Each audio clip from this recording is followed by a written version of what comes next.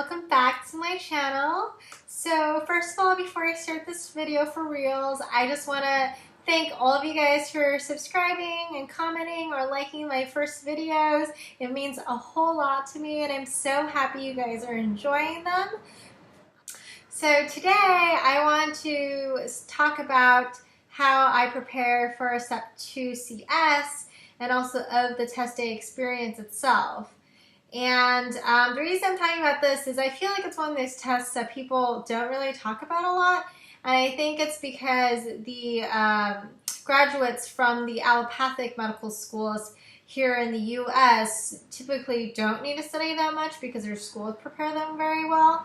And so, I think it's really great to just take into consideration all the feedback you've gotten from any of your patient encounters or standardized patient encounters, as that will really help you prepare better for this exam.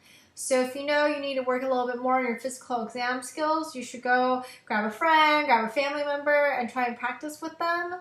If you know that a lot of yours is more knowledge-based in terms of knowing what tests to order or just knowing, or getting better at making the differential, a lot of that is just through studying lots of UWorld, stuff that you should have done for the Step 2 CK.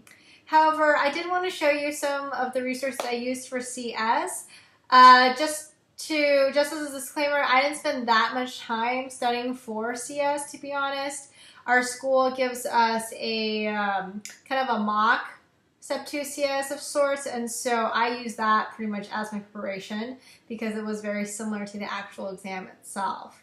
So I actually used the Step 2 CS first aid book, and that was the only actual book resource I used, and I thought it was completely sufficient. It has a lot of cases. I think I only got through maybe 3/4 of it. So if you have tons of time, feel free to go through all of it, but if not, then I think it's good just to look through a lot of them. And I really like that there are so many different types of cases, and when you go to the actual exam, you'll find a lot of the cases were really similar as well. And so what I like to do with the cases in first aid was, what I thought was really cool about the first aid was it kind of gives you almost directions for the standardized patient, which I found really interesting. So it's really fun if you work with someone else and maybe that person can pretend to be the standardized patient so they have the script and then you can be the interviewer and you guys can trade off. And I find that really good at mimicking the real life situation. I also timed myself for all the different parts. If you don't know already, your whole patient encounter is 15 minutes. So you have 15 minutes to basically get your history, do whatever physical exam you need to do, and to also educate the patient, and sometimes you'll have to answer certain questions. And so that's not a lot of time. So I definitely tried to time myself based on that. And you only get 10 minutes to write the note. So I also time myself writing the note. And a quick trick for writing the note, so they use a very specific software for the note. So if you haven't seen the format, I would highly suggest you to go online to their official website. You can just Google USMLE Step 2 CS, and you should be able to find under their free materials, they'll give you sort of a template for what they normally use during the actual exam. The format's a little bit different than your standard note that you're probably used to using on the wards and stuff like that. So I would highly, highly suggest you to practice using that format, because I think that format really gets people on the day of the actual exam, and you don't have a lot of time to really, figure out things the day of. So during the day of the actual exam, so this is a really long exam, as you guys all probably know already. It's about 8 hours. I took mine in Los Angeles, so I can't really speak to some of the other test centers, but check-in was really easy. Everything went right on time. It went a lot smoother than I expected, so it was actually a pretty good experience. I definitely wasn't anticipating on being as tired as I actually was. So I highly advise you guys to, if you're not staying the night before, I think you should stay the night after, because it's just a really exhausting exam. And especially if you're driving a long distance or whatever, you want to make sure that you're doing it safely. And yeah, it was overall a pretty good experience. So you get a lunch break, which is really nice. So how it's set up is that you have a total of 12 patient encounters. And so you're going to have 3 patient encounters first. You're going to have a break. And after that, you're going to have 3 encounters again. And you're going to have a lunch break. And then you'll have 3 more, another break, and then 3 more after that.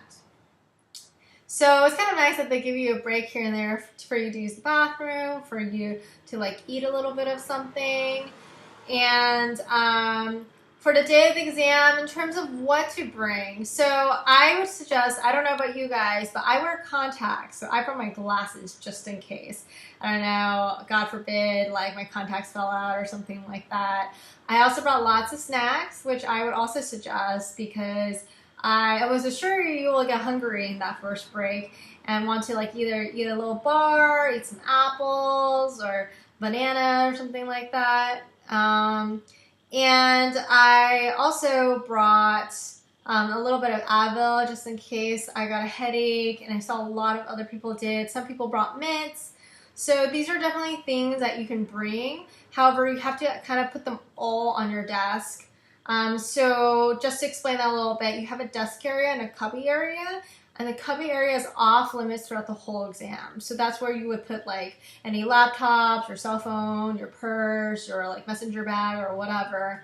And the stuff on your desk is stuff you have access to throughout the whole day. And I would definitely bring water as well. And yeah, really whatever you would want access to during the exam. And yeah, that was pretty much my experience. It wasn't as bad as I thought it would be, but definitely like a really long and really tiring exam. So overall, I think it was a really good experience, and I don't know if this was helpful for you guys. If you guys have any specific questions, feel free to comment below, and I'll try to respond. And as always, thank you so much for watching. Really happy if these videos are helpful for you guys. Make sure to subscribe and give me a thumbs up, okay? All right, bye guys, and good luck.